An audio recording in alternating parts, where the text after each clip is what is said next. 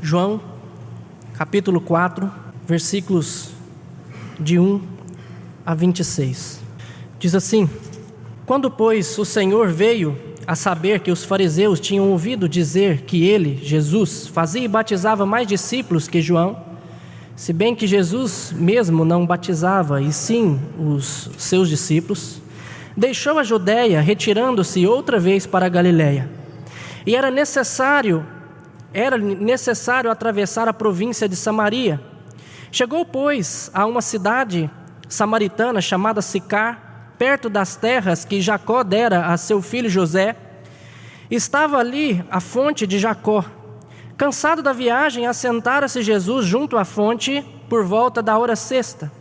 Nisto veio uma mulher samaritana tirar água. Disse-lhe Jesus: Dá-me de beber. Pois seus discípulos tinham ido à cidade para comprar alimentos. Então lhe disse a mulher samaritana: Como sendo tu, judeu, pedes de beber a mim, que sou mulher samaritana? Porque os judeus não se dão com os samaritanos. Replicou-lhe Jesus: Se conheceras o dom de Deus, e quem é o que te pede, dá-me de beber, tu lhe pedirias, e ele te daria água viva. Respondeu-lhe ela: Senhor, tu não tens com que tirar água, e o poço é fundo. Onde, pois, tens a água viva? És tu, porventura, maior do que Jacó, o nosso pai, que nos deu o poço, do qual ele mesmo bebeu, e bem assim seus filhos e seu gado? Afirmou-lhe Jesus: Quem beber desta água tornará a ter sede. Aquele, porém, que beber da água que eu lhe der, nunca mais terá sede. Pelo contrário, a água que eu lhe der será nele uma fonte a jorrar para a vida eterna. Disse-lhe a mulher: Senhor, dá-me dessa água para que eu não mais tenha sede, nem precise vir aqui buscá-la. Disse-lhe Jesus: Vai, chama teu marido e vem cá. Ao que lhe respondeu a mulher: Não tenho marido. Respondeu-lhe Jesus: Bem disseste, não tenho marido, porque 5 maridos já tiveste, e esse que agora tens não é teu marido. Isso disseste com verdade. Senhor, disse-lhe a mulher, vejo que tu és profeta. Nossos pais adoravam neste monte, vós, entretanto, dizeis que em Jerusalém é o lugar onde se deve adorar. Disse-lhe Jesus: Mulher, podes crer-me que a hora vem, quando nem neste monte, nem em Jerusalém adorareis o Pai. Vós adorais o que não conheceis, nós adoramos o que conhecemos, porque a salvação vem dos judeus. Mas vem a hora, e já chegou, em que os verdadeiros adoradores adorarão o Pai em espírito e em verdade, porque são estes que o Pai procura para seus adoradores. Deus é espírito, e importa que os seus adoradores o adorem em espírito e em verdade. Eu sei, respondeu a mulher, que há de vir o Messias, chamado Cristo. Quando ele vier, nos anunciará todas as coisas. Disse-lhe Jesus: Eu sou, eu que falo contigo. Senhor, assim como o Senhor falou àquela mulher samaritana e aos seus discípulos, ensinando-lhes, pedimos a Ti que fale aos nossos corações também nessa manhã, pela Tua palavra que foi registrada por João. Peço ao Senhor que nos edifique, ó Deus, para que assim possamos viver de conformidade com o Teu querer. Essa é a nossa oração, em nome de Jesus. Amém. A verdadeira adoração. Esse texto é um texto riquíssimo, onde nós poderíamos ficar horas e horas tirando lições que o Senhor Jesus nos traz nesse diálogo com essa mulher. É interessante que Jesus sai da Judéia e vai para a Galiléia, e nesse trajeto ele então tem uma parada ali em Samaria, e durante um diálogo ele traga tantas informações e tanta riqueza para nós. O texto diz que era necessário Jesus atravessar Samaria, e muito tem pensado a respeito do porquê que ele tinha essa necessidade, era necessário fazer isso, e provavelmente isso está em concordância com o versículo 34, onde Jesus diz: A minha comida consiste em fazer a vontade daquele que me enviou. E conforme o próprio Jesus diz em João capítulo 6, versículo 39, a vontade de Deus é que ele não perdesse nenhum só daqueles que o Pai havia dado a ele. E aqui no versículo 39 do capítulo 4 diz que muitos samaritanos creram nele, em virtude do que a mulher havia testemunhado e depois deles mesmos terem ouvido o próprio Jesus. Então provavelmente a necessidade de Jesus passar por ali seria exatamente fazer a vontade de Deus. E nessa conversa com essa mulher, isso tudo acontece. Muitos samaritanos creem em Jesus. E por isso Jesus passa ali e tem essa conversa com essa mulher samaritana. Mas eu gostaria de destacar aqui, não toda a conversa de Jesus, não todo o capítulo 4, que é uma narrativa só, que nos mostra várias verdades, mas eu gostaria de me ater sobre o que Jesus fala a respeito da verdadeira adoração. E mais precisamente nos versículos 20 ao versículo 24, onde Jesus nos mostra algumas coisas, algumas verdades a respeito dessa adoração. Neste diálogo com a mulher samaritana, Jesus nos ensina pelo menos duas verdades a respeito da verdadeira adoração. E embora toda a nossa vida seja uma adoração, eu quero tratar aqui sobre a adoração de maneira mais restrita, pois é sobre isso que a mulher questiona Jesus. A mulher questiona Jesus a respeito da adoração, se era feita em Jerusalém, no templo, ou se era feita no Monte Gerizim, e ela está ela está falando a respeito da adoração que era feita em conjunta, quando todo o povo de Israel se reunia para adorar a Deus em um local. É exatamente isso que nós fazemos aos domingos, quando nos reunimos aqui pela manhã ou à noite para juntos cultuarmos a Deus. É um período restrito em que nós entramos na presença de Deus de forma solene e de forma conjunta para prestar-lhe culto. É claro que nós saímos daqui e a nossa vida continua em adoração ao nosso Deus. Como Paulo diz, nós devemos apresentar diante de Deus por sacrifícios vivos, santo e agradável a Deus, que é o nosso culto racional o tempo inteiro. Mas desde o Antigo Testamento, o Senhor já havia prescrito momentos em que o povo se ajuntaria de forma solene e conjunta para adorá-lo. E é sobre isso que eu gostaria de tratar com vocês nessa manhã. E o Senhor Jesus então nos mostra nesse texto duas verdades a respeito dessa adoração, e a primeira delas é que a nossa adoração, ou a verdadeira adoração, ela deve ser em espírito. É esses que o Pai procura como seus adoradores, aqueles que o adorem em espírito. E quando Jesus diz que a adoração deve ser em espírito e em verdade, está respondendo ao debate suscitado por essa mulher samaritana, de onde seria o lugar correto de adorar, se seria no Monte Gerizim ou se seria em Jerusalém.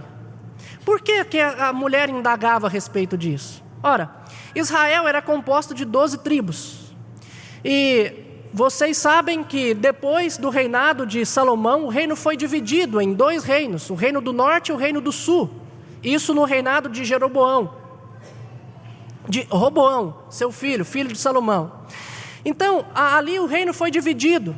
E mais ou menos em 722, provavelmente essa data, o reino do norte foi invadido pela Assíria.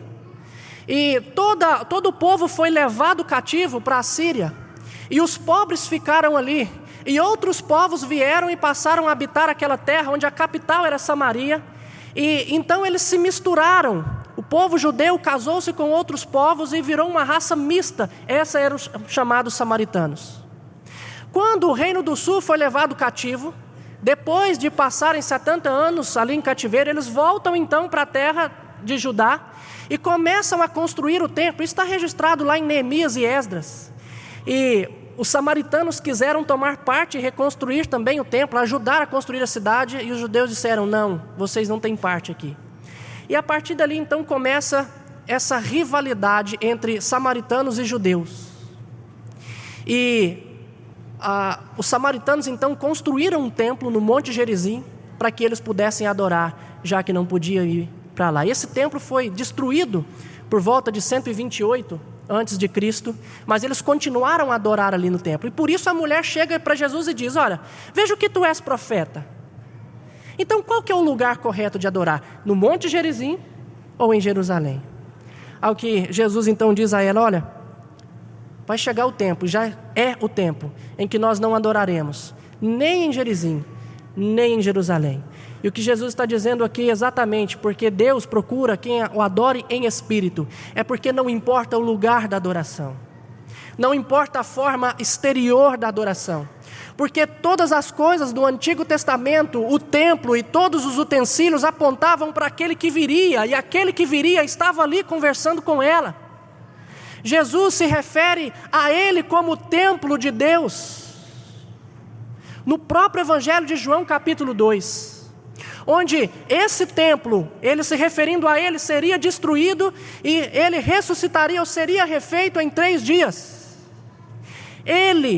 Tudo apontava para ele e agora ele estava entre nós. Paulo se refere a nós como templo do Espírito Santo, porque a partir deste momento da vinda de Cristo, da sua morte e ressurreição, então agora nós somos templo do Espírito. Se antes o templo simbolizava a presença de Deus, agora a presença de Deus está em nós, por meio de Cristo Jesus, que é dado a nós pelo Espírito Santo. Nós somos habitação de Deus. Por isso Jesus está dizendo àquela mulher: não importa a forma exterior, onde a igreja se reúne, ali é o lugar da adoração. Quando nós nos reunimos, então, nós nos reunimos para adorar a Deus. Muitas pessoas acreditam que estas paredes foram consagradas e de forma que tudo que está aqui é sagrado ao Senhor. Mas Deus, ele não habita em templos feitos por mãos humanas. Ele não está aqui por causa deste lugar, mas Ele está aqui por causa de nós, de mim e de você. Por isso, a adoração em espírito tem a ver com a nossa adoração de coração, porque é onde Ele habita em nossos corações, no mais íntimo do ser humano. Por isso nós temos que preocupar não com as formas exteriores, mas interiores. É com o nosso coração que nós devemos preocupar. Se antes eles se preocupavam com a arca da aliança, com os utensílios no templo, porque ali simbolizava a presença de Deus, agora nós temos que preocupar com o nosso coração. E é isso que Jesus tenta mostrar a essa mulher. Quando nós cantamos ao Senhor, nós cantamos e louvamos de coração ao Senhor, conforme Efésios 5,19, conforme Colossenses 3,16. Não é mais necessário oferecer sacrifício que eram oferecidos antes da vinda de Cristo, mas o que nós devemos oferecer como sacrifício é a nossa vida. Sou eu, é aquilo que eu sou. E Davi já dizia que sacrifício agradável ao Senhor é espírito quebrantado e coração compungido. É isso que nós devemos oferecer ao nosso Deus. A adoração em espírito também tem a ver com a nossa santificação. Não foi sem razão que Jesus confrontou essa mulher no que diz respeito à sua vida moral. Quando Jesus está se revelando a ela, se mostrando a ela, mostrando quem Ele é, aquela mulher então abre o seu coração pedindo a Ele que pudesse adorá-lo, que pudesse receber dele aquilo que Ele tinha para oferecer. Mas antes de Jesus entregar a ela, dar a ela, se revelar totalmente a ela, Ele aponta o dedo em algo que era importante, que era a vida moral daquela mulher, quando Ele diz: vai lá e chama teu marido. E ela diz: Senhor, eu não tenho marido. E Ele então diz: verdadeiramente não tem. E Ele mostra todo o seu passado como o seu presente. Ele então questiona aquela mulher e confronta ela exatamente na sua vida moral. E isso está ligado, claro, ao que Ele queria com tudo isso, que era alcançar o coração daquela mulher, bem como dos samaritanos. E o propósito maior que nós temos para Deus é adorá-lo. Quando Deus nos chama, Ele nos chama para adorá-lo. E Ele estava chamando essa mulher, bem como os samaritanos, para a sua adoração. E quando nós somos chamados a Ele, nós somos chamados também a nos santificar. Portanto, isso está intimamente ligado. E nós não podemos esquecer do que Jesus nos ensina a respeito disso. Por exemplo, em Mateus 5, 24, quando ele diz, olha, se você vier trazer a sua oferta e se lembrar que alguém tem alguma coisa contra você, deixa no altar a sua oferta, vai lá, acerta a sua vida com ele para depois você trazer. Ou seja, a minha vida, o que tem acontecido comigo, o meu interior, tem tudo a ver com a adoração. E eu preciso ter esse cuidado. Jesus já advertiu os fariseus. Quando ele diz, este povo honra-me com os lábios, mas o seu coração está longe de mim. Ele também fala no capítulo 23 de Mateus, versículo 25 a 26, ai de vós, escribas e fariseus, hipócritas, porque limpais o exterior do copo e do prato, mas estes por dentro estão cheios de rapina e intemperança. Fariseu cego, limpa primeiro o interior do copo, para que também o seu exterior fique limpo. Aquilo que nós apresentamos a Deus em forma de adoração, tem tudo a ver com a minha vida interior que eu vivo no meu dia a dia. Lembra de Caim? Por que Deus rejeitou a oferta de Caim? Gênesis capítulo 4, versículo 7 diz, Deus está dizendo a Caim, se procederes bem, não é certo que serás aceito? Portanto, a nossa vida de adoração que nós fazemos aqui, em espírito, tem tudo a ver com a minha vida de adoração lá fora. Não adianta, meus irmãos, nós virmos para cá e ofertarmos a Deus, e seja através dos nossos dízimos e ofertas, ou cantarmos para Ele em adoração, ou orarmos para Ele em adoração, ou lermos a palavra em adoração, se a nossa vida lá fora não vai bem. Eu preciso corrigir. Se eu tenho problema com a minha esposa, eu preciso resolver isso. Se eu tenho problema com o meu irmão, eu preciso resolver isso. Se eu tenho dívidas a ser pagas, eu preciso resolver isso. Se eu tenho falado mal do meu irmão, eu tenho que parar com isso. Qualquer coisa que nós façamos lá fora está intimamente ligado com o que nós oferecemos aqui dentro. Se nós não corrigirmos a nossa vida, eu digo a você, francamente, tranquilamente, porque a Escritura nos dá amparo para isso, que a nossa adoração não passa desse teto. Ela é rejeitada pelo nosso Deus. E é isso que Jesus mostra a essa mulher. A adoração está intimamente ligada com o nosso interior. Ela provém do interior e não do exterior. É do espiritual e não do físico. E isso tem a ver com a minha vida toda. Mas em segundo lugar, que Jesus diz também, é que a nossa adoração, ela tem a ver com a verdade. A verdadeira adoração é em verdade.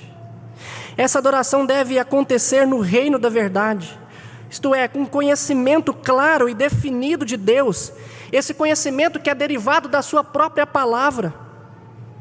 Veja o que Jesus diz no versículo 22 a essa mulher: vós adorais o que não conheceis, nós adoramos o que conhecemos. Desde o início do diálogo, Jesus está tentando mostrar a essa mulher quem Ele é. E Ele começa o diálogo e tenta mostrar para ela que Ele é maior do que Jacó, quando ela diz, acaso és tu maior do que Jacó? E Jesus então diz, olha, eu vou te dar da água viva. E a mulher, pensando ainda de forma material, e água viva ali tem a ver com, não com a água que estava parada no poço, mas a água que chegava até ali, ou a corrente de água. E ela disse, você não tem com que tirar água, como é que você vai me dar água lá do fundo do poço, a água viva? E Jesus está falando de algo superior, até que Ele consegue mostrar a ela que Ele é maior do que Jacó. Depois Ele mostra a ela que Ele é realmente um profeta, porque Ele pode falar tudo aquilo, todo o seu passado, também do seu presente, e confrontá-la no seu pecado. E ela reconhece que Ele é o profeta. Aqui Ele afirma que ela não conhece o que ela está adorando, até o ponto dela chegar, eu sei que vai vir aquele que vai mostrar todas as coisas. E então Ele diz, versículo 26, eu sou, eu que falo contigo. A adoração tem a ver com o conhecimento que nós temos de Deus. É preciso te conhecer em verdade. Nós cantamos isso. Ó Deus, para te adorar, em espírito e em verdade, é preciso conhecer-te e saber quem tu és. Andar nos teus caminhos tem a ver com a minha vida de adoração. Viver vida de amor, em tudo buscar teu reino, dedicando a ti o nosso louvor. Não se vive momentos de adoração. É muito mais do que sentimentos. É preciso ter uma vida de consagração. É preciso conhecer a Ele. E é isso que Jesus diz. Quando nós vemos isso, de acordo com o que João fala a respeito da verdade, João diz que a verdade são duas coisas. Capítulo 14, versículo 6, Jesus diz: eu sou o caminho, a verdade e a vida. Capítulo 17, versículo 17, Jesus diz: Pai, santifica-os na verdade, a tua palavra é a verdade. A palavra de Deus revelada e registrada é a verdade.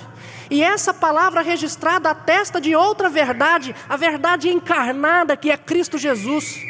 Portanto, se nós queremos prestar uma verdadeira adoração a Deus, somente através da Escritura, do que ela diz a respeito daquele que se encarnou, se fez homem, porque é por meio dele que nós podemos prestar uma verdadeira adoração. Portanto, adorar em verdade é fazer isso em perfeita harmonia com a verdade de Deus, conforme está registrada aqui nas Escrituras.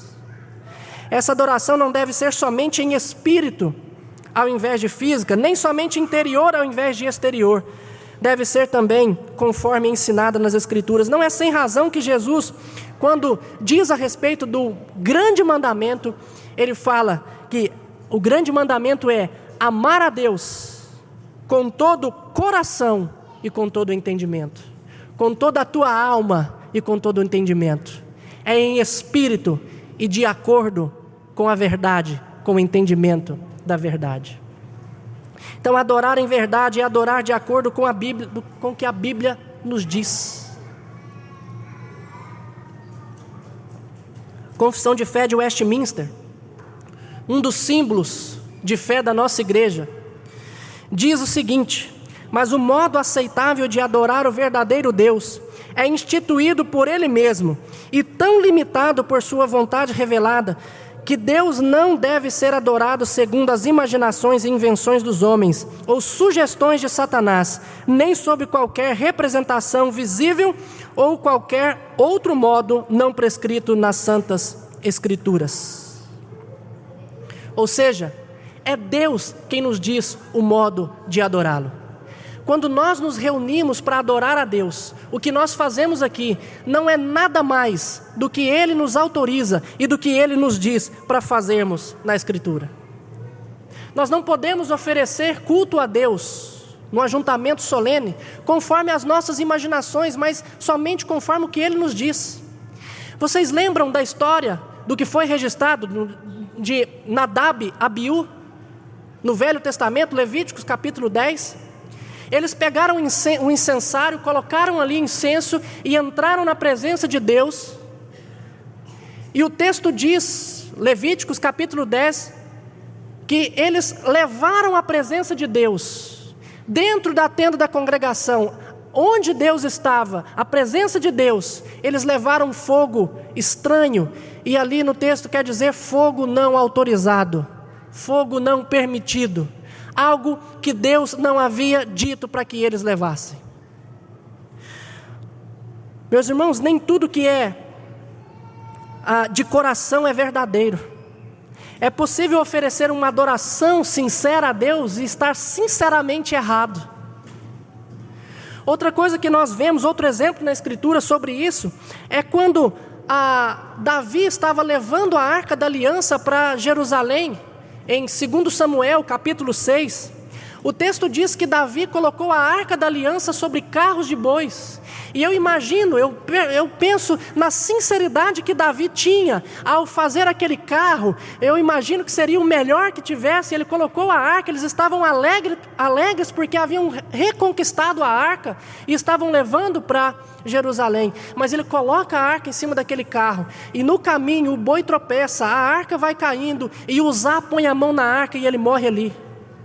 E Davi se entristeceu. Por quê, meus irmãos? Quando nós olhamos na Escritura, em Números, nós vemos que a Arca da Aliança, os utensílios do templo deveriam ser cobertos com mantos, e ninguém poderia tocá-los. Também essa mesma arca não poderia ser colocada em cima de carros de bois, mas elas deveriam ser levadas nos ombros por aqueles que eram responsáveis pela tribo de Coate, os coatitas. Uzá sabia disso, ou pelo menos deveria saber. Ele deveria cuidar disso, mas ele não cuidou e pôs a mão na arca, e aquilo foi tido como irreverência, e ele morreu diante do Senhor. O coração pode ser sincero, mas se não for de acordo com o que a palavra de Deus nos diz, não adianta. É por isso que nós seguimos um chamado, desde a Reforma Protestante, nós seguimos um chamado princípio regulador do culto, que quer dizer nada mais, nada menos que o que não é ordenado pela Escritura, seja por mandamento, exemplo ou por dedução de princípios mais amplos, isso então é proibido no culto. Quando nós vimos para a igreja adorar, é por isso que sempre nós temos a leitura bíblica, a oração, os sacramentos, a pregação da palavra, as ofertas trazidas ao Senhor, porque tudo isso nós vimos na Escritura claramente que fazia parte do culto a Deus. E é por isso que muitas vezes nós temos que dizer a alguns irmãos, alguns que questionam, por que nós não colocamos isso no culto? Porque isso não faz parte da adoração, nós não somos autorizados. Por que nós não dançamos na igreja? Podemos dançar na presença do Senhor? Podemos, não tem problema, mas quando nós nos reunimos aqui, nós não vemos em nenhum momento na Escritura autorização para isso. Por que nós não fazemos festa exatamente em momentos de culto? Porque nós não temos autorização para isso. As Escrituras, elas são bem claras, e os elementos são esses: a leitura bíblica, a pregação, a oração, o cântico, a administração dos sacramentos e as ofertas, é o que é trazido a Deus. Por isso que você sempre verá, nosso meio, tudo isso, todos esses elementos, porque isso nós vimos claramente nas Escrituras, sendo feito desde o Antigo Testamento, bem como no Novo Testamento. Isso é adorar em verdade, de acordo com a verdade, de acordo com aquilo que é revelado para nós nas Escrituras. Adorar em verdade também não tem a ver somente com o modo que as Escrituras nos diz, mas também com o conteúdo que ela nos dá. A adoração não deve ser somente governada pela palavra, mas também ser repleta dela. Nossos salmos e os nossos cânticos espirituais, eles devem instruir e aconselhar uns aos outros. É por isso que eles devem ter conteúdos da Escritura. Devemos orar com o Espírito, mas também com a nossa mente. Devemos cantar com o Espírito, mas também com a nossa mente, conforme Paulo diz em 1 Coríntios capítulo 14, versículos 14 e 15. A adoração cristã, ela é refletida e cheia de conteúdo. Pagãos oram com vãs repetições e muito falar, conforme Jesus diz em Mateus 6, 7. Mas nós cristãos não usamos de vãs repetições, mas cantamos, oramos, pregamos, falamos aquilo que a Bíblia nos diz. Dela deve vir o nosso conteúdo. O apóstolo Paulo ensina que a fé vem pelo ouvir e ouvir a palavra de Cristo. Como é que nós crescemos em Cristo Jesus? É pelo genuíno leite espiritual, conforme Pedro nos diz. Como nós somos santificados? Somos santificados na verdade, a palavra de Deus, conforme Jesus nos diz no Evangelho de João. É por isso que, para João Calvino, a adoração a Deus deveria ser o encontro com a palavra, a leitura da palavra, a pregação da palavra, o cântico da palavra. Tudo tinha de ser centralizado na palavra. É isso que nós devemos fazer sempre quando nós nos reunimos, meus irmãos. Na adoração nós oramos a palavra, cantamos a palavra, lemos a palavra, pregamos a palavra, vemos a palavra nos sacramentos da ceia e do batismo. Tudo é a palavra de Deus. Daí você pode entender o porquê que não há um culto sequer que nós prestamos a Deus, onde a palavra dele não é lida e não é pregada e não é explicada. Não há um culto a Deus onde nós não oramos a Ele e oramos com porções da Escritura. Nós devemos aprender a orar e aprender a orar com as Escrituras, para que nós possamos falar a Deus aquilo que Ele é, aquilo que Ele faz, de acordo com o que Ele nos revelou. É por isso que quando nós vamos cantar a Ele, não importa o solo de guitarra, não importa o solo de bateria, não importa outras coisas, mas importa o que nós cantamos. E nós devemos cantar aquilo que a Escritura diz. Não basta vir e cantar algo que seja sentimental, mas precisamos cantar aquilo que é verdadeiro, aquilo que está de acordo com a palavra dEle. Por isso, o conteúdo da nossa pregação é bíblico. O conteúdo dos nossos cânticos são bíblicos. Da nossa oração deve também ser bíblica. E tudo que nós fazemos para Ele. Muitas pessoas não têm entendido isso. E acham que oferecer culto a Deus é fazer algo de coração, sem a verdade. Outros acham que é oferecer somente aquilo que é verdadeiro, de conformidade com as Escrituras, mas não se importa com a sua vida moral, com o seu interior, com toda a sua vida. E nós precisamos preocupar com as duas coisas. A nossa adoração aqui deve ser em espírito e em verdade. E nós temos tudo para fazer isso. Adorar a Deus com o coração, sem o entendimento, é sentimentalismo. Adorar a Deus com o entendimento, sem ser de coração, é legalismo. Mas adorar a Deus com todo o coração e com todo o entendimento é adoração verdadeira. Sejamos verdadeiros adoradores, que adorem o Pai em espírito e em verdade.